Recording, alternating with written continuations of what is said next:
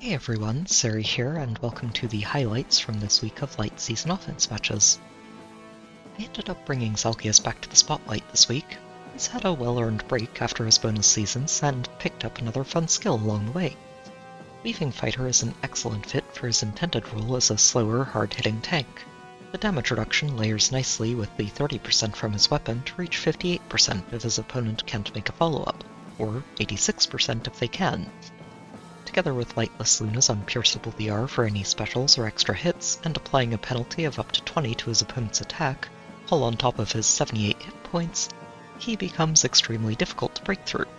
While this isn't a build that focuses on speed, Prime is still a better option than the Distant Counter Seal thanks to the extra attack it offers. The Stat Seal is a great combo for tanks who don't need other effects from the slot.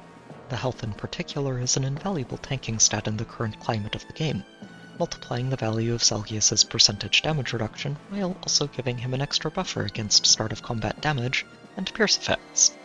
Panic Smoke rounds things out neatly, adding another layer of stat penalties to the mix. I'm also using Mirth's Engage here. It really helps to smooth out Zelgius's Lightless Luna activations in either phase, especially since he doesn't have a breath effect available on this team. Green is here as the week's bonus unit. While she's an exceptionally strong player phase nuke, her only job on this team is to provide mobility support. The extra movement really helps Zelgius to find the right position to tank from, and donating 2 bonuses to him also makes Prime trivial to bring online. Gatekeeper, as usual, is the cornerstone of the enemy phase squad. His cross-map stat and healing support are invaluable for any tank, while Ploy helps Zelgius demolish his opponents. Putting down warp effects makes hurting the enemy team into the tank a lot easier too. Ashe and Milla continue to provide a useful mix of cross-map utility and movement support. While I do think Lumera is a solid step up from Milla as a tank support, I also can't use her yet without sacrificing score, and Isolation is still a valuable effect to have available. The 2 sabotages also play really nicely with Panic Smoke, maximizing the penalties that Zelgius can exploit. Peony rounds things out as the team's Dancer. Having a second guidance effect on the team makes it much easier to navigate through tight opening turns, especially with a Kanto-enabled dance. And, together with Green, she can enable Prime without needing to dance Zelgius directly. So let's get to the first match.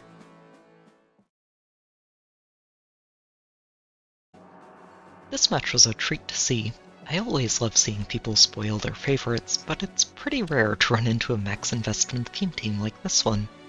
The entire squad of the Coyotes men are here, and they pack a serious punch.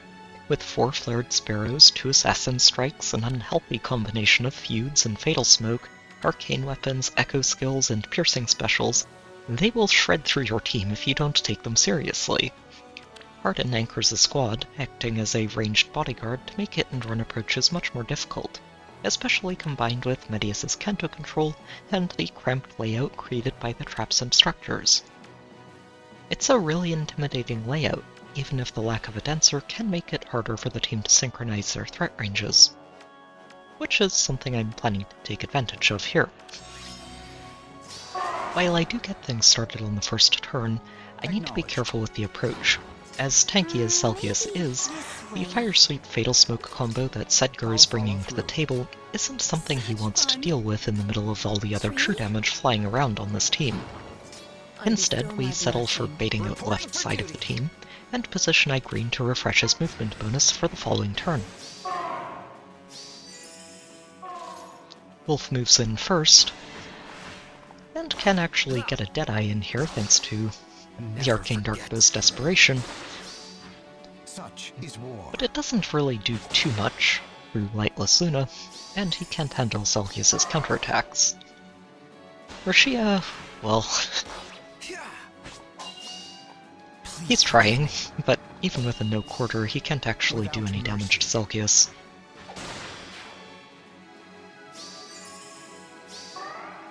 The rest of the team can't catch up, which gives Zelgius a chance to deal with the problematic units on the right side of the map.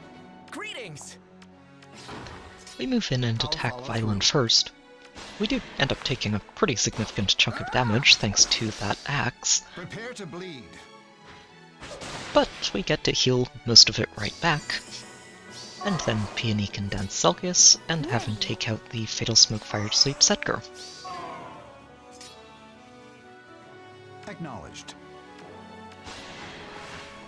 Ha! This also keeps us in range to bait out Embla for the coming turn, and with a little bit of creative guidance shenanigans, I will see us through. we can position Irene to refresh Zelgius' movement bonus for one more turn.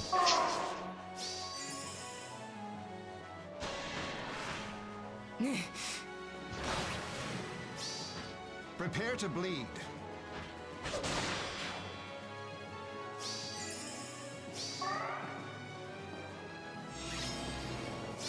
From here, things are pretty straightforward. Direct me. With all of the main threats out of mission and Medius down for the count too, we're only left with a 1 movement range and 1 attack range hardened to worry about. And that's pretty easy to navigate around while we go ahead and start picking Where up to our Aether today? pots, on our way to closing out the match. Good morning. Truly? Greetings! Such fun. It will be done.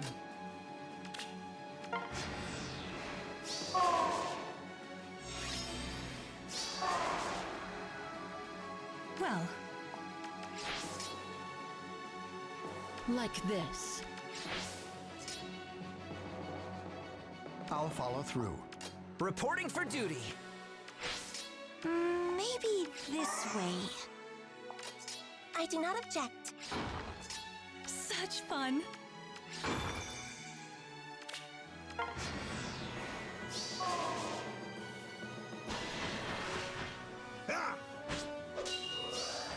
Such is war.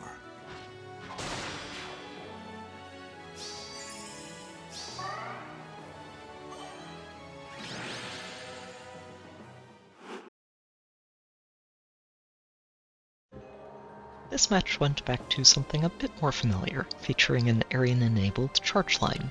These can be tricky to handle if you aren't careful. It can be difficult to find safe spaces for a backline to stand thanks to the increased threat ranges, and getting on top of them in the first turn can be awkward thanks to the mountains and structures at the bottom of the map, along with the line of traps making Gale Force approaches a bit more of a dice roll. Ginnungagap is the major annoyance for Zelgius on this team. A lot like Sedgar in the previous match, the combination of counterattack prevention and Fatal Smoke isn't something that he wants to deal with. Thankfully, there's a good spot for us to start the fight from on the right side of the map that keeps him out of her attack range. While I do also isolate Triandra here, it shouldn't be necessary. Zelgius is getting hit by Plumeria's ploy, and the true damage should be enough to bait any dancers into attacking him. Truly? I was also careful to put Gatekeeper into the corner here, to limit the range of his warp bubble, which specifically makes sure that Zelgius is able to bait out both of the dancers this turn. Gulveig moves in to attack first, and that is an impressive amount of visible damage, Such but is because war. she can double him, she's also trying to fight through 86% damage reduction, and that means Zelgius just shrugs it off. Triandra attacks next, and yeah, that's not getting much done. Such is war.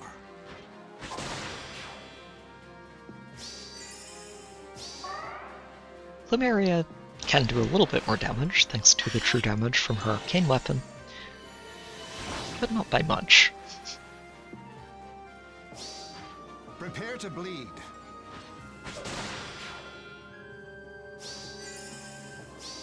And then we close out the turn with Embla.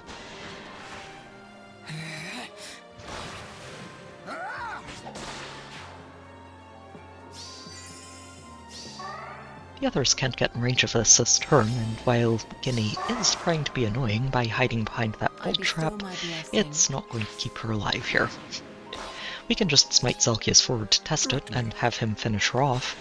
I'm not too worried about him taking 50 damage from bolt trap here, even if he doesn't get to heal after that combat with Guinea. From there, Irene can move forward and pull him back, and then Gatekeeper can warp over the mountains and reposition him one more time, This way. before we use Peony to Reporting get for Gatekeeper duty. back out of range of I do Gulveig, not object. and let Zelgius tank her for the coming turn.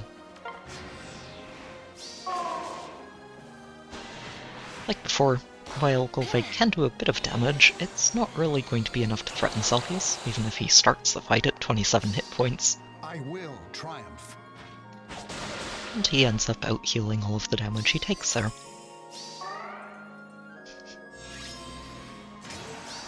At this point, it's just about making sure we pick up the Aether Pots before we close out the match, and thankfully, Green's extra movement means that she and Gatekeeper can pick those up for us, and then we just move Zelgius in to take down Erin and close out the match. I'll follow through. Prepare to bleed.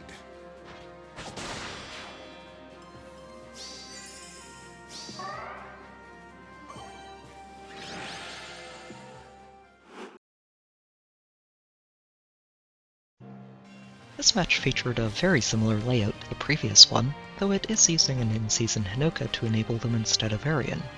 It's an intimidating lineup. Camilla and Hinoka provide a lot of utility to their team with Charge, Breath, and Half Pierce, on top of being a powerful pair of player phase threats in their own right. There are a lot of different variations of that represented here. The sweep effect from Hinoka, Camilla's start of combat damage, Claude's instant lethalities, Shamir's damage reflection, and Lysithia's desperation tends to give the team a good angle to dismantle any tank from. It also helps that they're packing a crippling array of penalties here. Fighting through Discord, Panic, Sabotage, and cross-map stat support isn't an easy thing to do, which of course is exactly what I'm going to throw Zelgius into the middle of. I'll follow through. By opening up the front line of structures, we can walk him forward and have him attack Claude to start things off.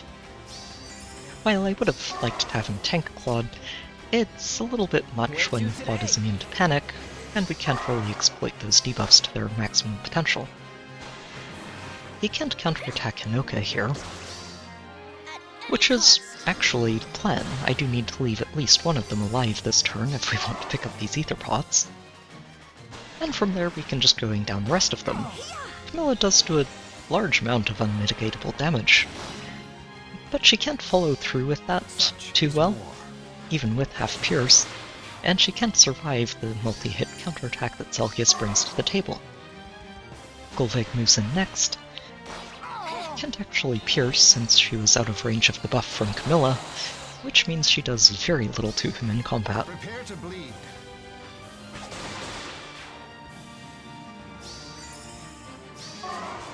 Shamir goes next. Can accomplish 1 damage. Prepare to bleed. And the Fatal Smoke does mean that that 1 point of damage gets to stick instead of actively healing Zelgius. But Lysithia doesn't have quite as much luck.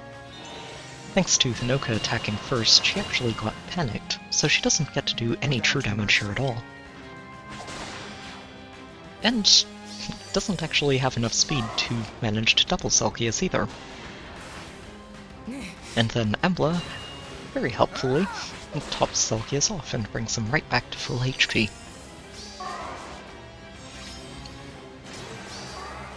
From here things are much more straightforward, though I am going to avoid having Zelgius tank Hinoka again. Mostly just because I don't want her to Kanto back across the mountain for the following turn, since it would make it a lot harder to actually track her down and finish her off after we pick up the pot here.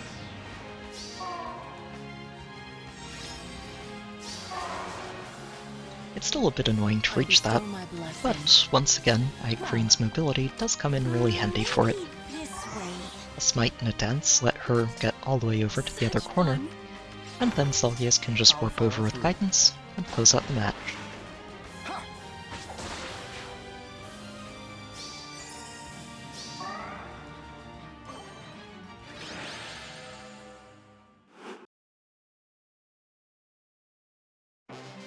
This match ended up being a really fun way to close out the week. It's a fairly straightforward setup at first glance, using Note to synchronize the threat ranges of their cavalry and Embla with some unpredictability thrown into the mix thanks to Crom's Change Fate and Ninyan's self-refreshing dance. What really makes this setup tricky to deal with, though, is Tina. Her ability to steal bonuses from the enemy team and give them to herself and nearby allies is devastating for any tanking strategies that rely on them, Prime users in particular, and it can easily turn the tables on hit-and-run or scale force approaches that happen to bring any +1 movement or charge bonuses to the field. I went into this match thinking that I had a pretty clean plan of attack. I'd use the safety fence turn to open things up a bit, then apply some movement shenanigans to have Zelgius knock out Erica and Tina before tanking the rest of their team. Things didn't quite work out like that, though. Pulling it off would have required me to switch Mill and Igreen's places, as well as move Ash to the tile above Gatekeeper. So we went with a less subtle plan. I was careful to dense Gatekeeper here. Donating the extra dodge effect to him means that Tina will only steal his bonuses, letting Zelgius keep his own intact. And that just means that Zelgius needs to deal with an entire team that has an extra layer of dodge and no penalties applied to them. Fasir is the first one to attack here. I was a bit surprised to see her move before Tina, but the extra layer of dodge means that she actually survives Zelgius here, and gets to apply Panic to him, which gives her the priority over Tina. Also means that Light as Time gets to refresh Note, and Tina moves in to heal instead of attack since she can't actually finish Zelgius off. Such is war. We get to tank Erica next, who survives pretty handily, and then gets to throw Luna into Zelgius' lightless Luna. Ninian goes in next. The null penalties means that she's doing a lot more damage than I was hoping to end up taking from her. But Zelgius is still able to survive it and heal most of the damage he took. Crom moves in next. The Deadeye does go through all of his passive damage reduction, but Lightless Luna still blunts it to a survivable level.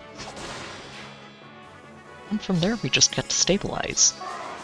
Even with null penalties in the mix, Panic being applied means that Note doesn't get to take advantage of bonus doubler. Without mercy. And even with the extra layer of dodge, Zelgius can take her out. And then we get to close things out with Embla. Such is war.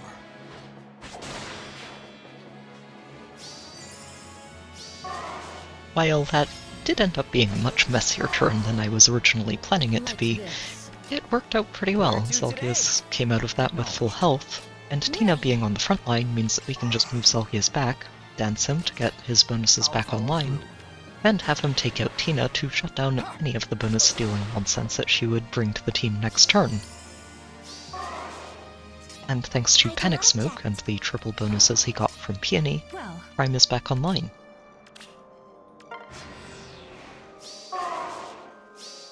Which means that Ninian goes in to attack first, since Zelgius will never be able to counterattack her. Followed by her teammates. As usual, Fasir gets the priority thanks to her weapon's panic effect, but this time Zelgius has penalty doubler online. Without mercy. That's not really ending well for her. She can't even double him.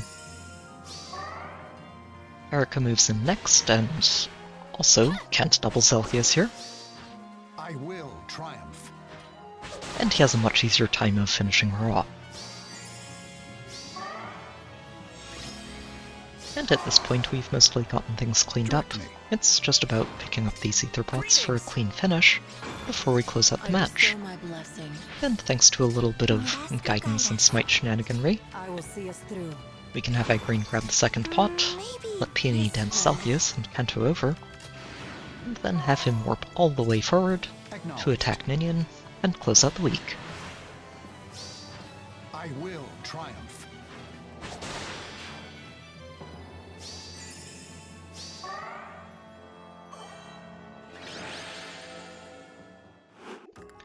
It was another fun week overall. I was glad to have an excuse to put Zelgius back in the spotlight, and it was great to see him be able to navigate through some pretty dangerous situations.